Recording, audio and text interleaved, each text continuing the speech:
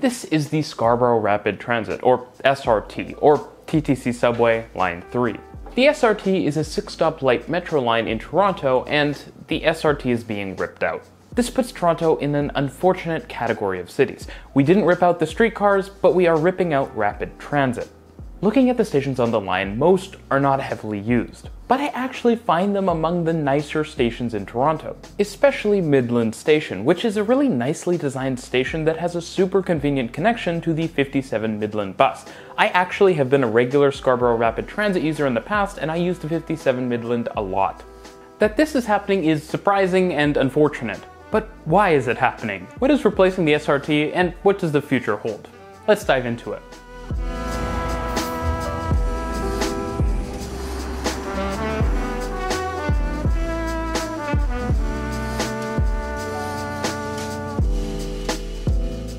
Remnants of the original streetcar plan, which was never actually executed but was constructed for, include low platforms under the current high platforms at Kennedy Station, as well as the streetcar turning loop that you see above the pickup and drop-off area. That isn't really used for the Scarborough RT because those trains aren't designed to operate around loops. Now, people often talk about the SRT in the context of it being this great loss from a former streetcar/interurban plan. But that being said, I'm skeptical that the plans for a streetcar or interurban system in Scarborough really would have been all that amazing, given the issues we have with operations with standard streetcars in Toronto, especially when you compare that to the relative reliability and consistency of the subway. I think ultimately the SRT probably provided a better service over the years than the streetcar alternative would have. And it actually features level boarding, though since most of the stations haven't been retrofitted for accessibility, that's less valuable than it otherwise might be. I also don't really see a good reason why branches couldn't have been built on the SRT. It's actually a pretty perfect line for it given the grade separation, semi-automatic operation, and the like. Sort of throughout Toronto's history, streetcar and LRT plans have often been pushed ahead because they've been seen as affordable, but I'm not really sure that the path to transit project affordability in Toronto is to simply build lower capacity transit. Transit is popular in Toronto, and if spending more money means higher capacity and better service, I think that's a worthwhile trade-off.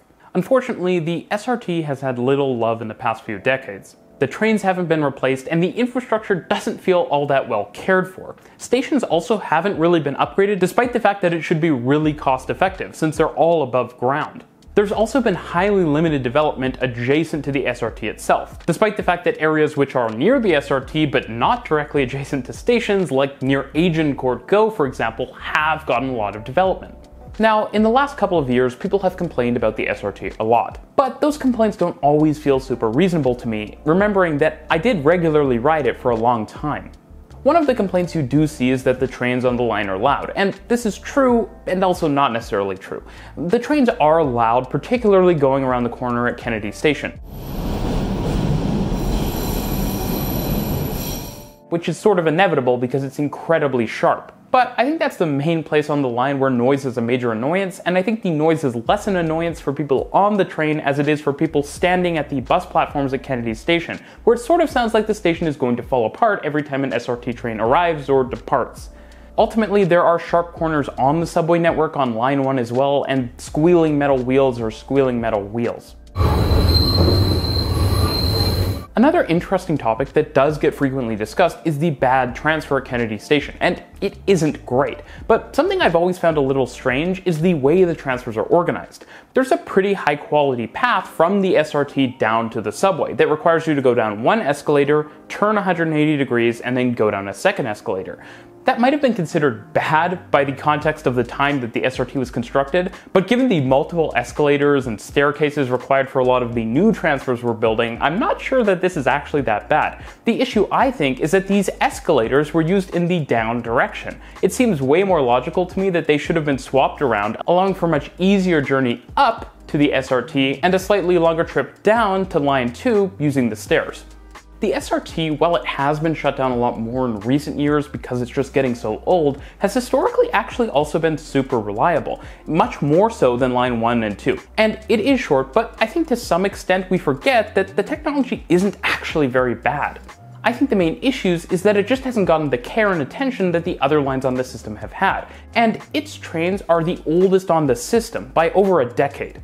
Now, because the trains and infrastructure are in a bad state of repair, something has to be done, and it's been the topic of debate in Toronto for a long time. It's been very weird because unlike with most rapid transit lines, where there's kind of a prevailing assumption that the line will be around for the foreseeable future, there's always been this sense around the SRT that it must be removed at some point, which I don't think has necessarily been helpful in discussions on how to better serve Scarborough with rapid transit. Anyways, over the years, three main options for fixing this situation have come up. The first was a replacement with light rail. This option would essentially be reverting the Scarborough RT back to its original form as a sort of interurban streetcar-esque line, albeit using the existing alignment, which is fully grade separated, as well as using modern light rail vehicles that would likely have level boarding. That being said, this conversion wasn't really a minor project. It would require adding overhead lines to the entire Scarborough RT alignment, rebuilding all the stations to finally make them accessible and change the platform height, and likely rebuild Kennedy Station as well, since one major pain point is the transfer at Kennedy Station. Now, there has been suggestion in the past that the SRT could have operated as a through-running service from the Eglinton Crosstown, which is hopefully opening at some point in the next year or so. But that would probably mean making the SRT less reliable because the eastern portion of the Eglinton Crosstown line operates in the median of Eglinton Avenue, and the quality of the signal priority the line will be getting seems questionable. The next option was a replacement of the SRT with an extension of Line 2. While that extension was always basically assumed to be tunneled by default, I don't think there's actually a good reason for that. Most of the streets in Scarborough, including the streets that the subway extension would run along, are quite wide, and they could definitely support an elevated viaduct or guideway like you see on the Vancouver SkyTrain. And there's no reason the Toronto subway can't operate like an elevated SkyTrain. Something interesting to point out that people often forget is that the portion of Line 2 from Warden to Kennedy was also originally supposed to be above ground, probably not unlike how it travels from Victoria Park to Warden. Now that plan got kiboshed because of local NIMBYism, but the corridor above ground, right where the Line 2 subway runs underneath, is still basically desolate. There's nothing there, and so an extension could potentially reuse that land and then divert the subway in a different direction at Kennedy. Now, not using the corridor that the SRT uses for the Line 2 extension was always justified because the SRT needed to remain running while the Line 2 extension was completed. That way passengers would always have a seamless rail journey from Kennedy to Scarborough Centre, which is the busiest station on the SRT. But what's quite confusing is that there doesn't appear to have been a serious reconsideration of that plan when we realize that the SRT isn't going to be able to last until the Line 2 extension is done. That seems quite silly because it's clear that if you reused parts of the SRT corridor for a Line 2 subway extension, you could probably save a ton of money. Even if parts of it had to be tunneled, the tunnels would be much shorter, and so the line should be able to not only be constructed faster, but much less expensively.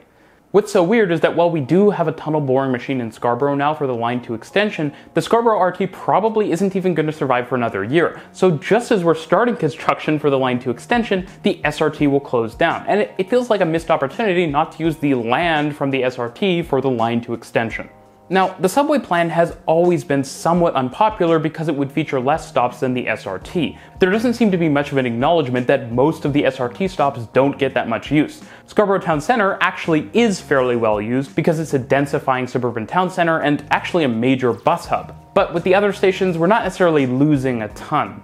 The final option for fixing or replacing the SRT that never gets much attention, but is my personal favorite, would simply be upgrading and rebuilding parts of the SRT. This was the option proposed by acclaimed Toronto engineering professor Richard Soberman, and it has a ton of benefits.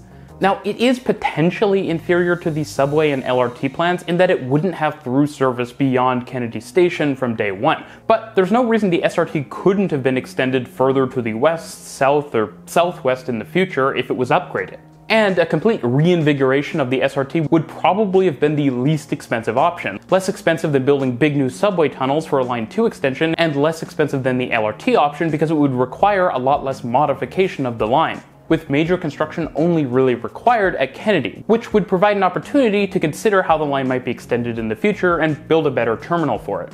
Simply upgrading the existing system would also have the benefit of maintaining the higher capacity and more accessible metro-style trains of the SRT, as opposed to more restrictive and capacity-limited trams. If such a modernization seems hard to imagine, it really shouldn't be. Vancouver, who built the SkyTrain only a few years after the SRT using the exact same technology, has built a really nice modern automated metro system using the same technology. And there's no reason that with some modifications to the infrastructure and the way the SRT was operated, the SRT couldn't become very similar to the SkyTrain. The main lasting issue with the SRT is that its design makes it difficult to operate in snow. But if cost is seriously a concern, then you could always just build an enclosure for key parts of the line, like you see in a city like Sapporo. And because the SRT goes through such industrial areas, I don't think a lot of NIMBYs would be complaining. Of course, ultimately, this option wasn't chosen. So what does the future hold? Well, as it turns out, unlike the previous plan, we are getting a subway extension, but it won't have a single station, but instead 3. And it will travel all the way north to Shepherd, while former plans called for it only to extend to Scarborough Town Centre. The extension north to Shepherd is something I'm personally really excited about, because North Scarborough is a really nice and vibrant place, with tons of incredible restaurants, parks, and other amenities that's actually one of my favorite parts of Toronto, so having better rapid transit access to there is great. Now, I will say that because the subway plan ended up winning out, but because the association people typically had with the subway plan in the past, probably in part due to the silly one-stop subway plan, isn't great. But I actually think the future for rapid transit in Scarborough is quite bright. Now, somewhat uniquely, in a first for Toronto, the extension is being built as a single bored tunnel. This means that one gigantic tunnel boring machine will be used in a single drive to create one large tunnel that can then be divided into 2 for the 2 tracks on the extension. Now, I don't have super strong opinions for or against the single boring method. I don't necessarily think it's necessary, but it is kind of neat, so that's cool to see. The extension is supposed to be done around 2030, though I'm imagining that if we can get that done sooner, we'll want to, given the SRT will be closing down sometime in 2023. It honestly also does feel like the line could be built faster than that because it's relatively simple. As I mentioned before, it's a single tunnel drive and there are only 3 stations, one of which at Shepherd and McCowan has largely been excavated to launch the tunnel boring machine in the first place. But what about all of those lost SRT stations? Well, it's not actually quite as bad as it seems. 2 of the most used stations on the line, Scarborough Town Centre and McCowan, will effectively be replaced by the new Scarborough Town Centre subway stop. Scarborough Centre and McCowan are actually really close together, just across McCowan from one another, and the giant new subway station that will go in will effectively take up about as much space as both of those stations combined. It will also hopefully be much more modern and spacious and comfortable because it's a really critical regional connection point, not only for the many local buses that connect to Scarborough Town Centre, but also for regional buses and indeed intercity buses that also stop there. So hopefully the new bus terminal is great. Now, the next most used station on the SRT is actually Lawrence East, and Lawrence East is effectively getting replaced. The Lawrence East station on the SRT, while it is decently well used for an SRT stop, is surrounded by industries. And by comparison, the new stop, which will probably also be called Lawrence East, will be 2 kilometers to the east and mostly surrounded by residences, but it will also be directly adjacent to Scarborough General Hospital. This is actually really big news because Scarborough's hospital and healthcare situation is kind of messy right now. This part of the city doesn't have a big, new, large, modern hospital, and instead, healthcare is spread across a lot of kind of lackluster sites. Hopefully, plans to build or at least modernize an existing hospital into a nice, large, modern facility can line up with the subway extension plans so that the subway can be directly connected to what can be Scarborough's main, large, modern hospital. As it turns out though, the original Lawrence East station does also have its own future. Metrolinx's Stouffville regional rail line has been getting upgraded over the last few years, and soon it will be a fully double-track line with high-quality frequent service. A station at Lawrence East has previously been proposed for the Stouffville line, but there isn't currently enough space with the Scarborough RT station at the same location. But with the removal of the Lawrence East Scarborough RT station, that suburban rail station could actually be built, and I think that would be a great idea. This would allow for TOD that unfortunately didn't happen with the Scarborough RT, but it would also provide high quality through service to the upgraded Stouffville line through York Region, North and West Scarborough, as well as to other parts of the region that Stouffville line trains might through run to in the future. On top of all of this, the SRT route itself is set to be turned into a busway, all the way from Kennedy to Ellesmere. This should provide some sort of middle ground between existing local bus service and the rapid transit service on the Stouffville line and the Line 2 subway extension, but it could also enable some new interesting routes, like a sort of semi-express variant of the Midland and Kennedy buses, which will travel up both sides of the busway alignment. Now, I should acknowledge that the subway project has been criticized for being low ridership, but I think as with many projects in Toronto, you really need to take that in context. Based on the ridership stats from 2019, a new Scarborough Centre station should move more people every day than a lot of other subway stations in the city.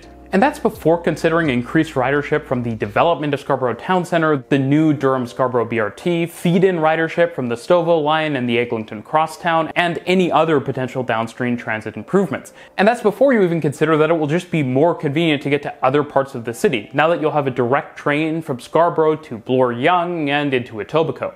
Ridership on the 3 stations of the extension should also be more than double the daily ridership of the Sheppard subway, and it will be similar in numbers to Portland's entire LRT network. So ridership isn't exactly anemic.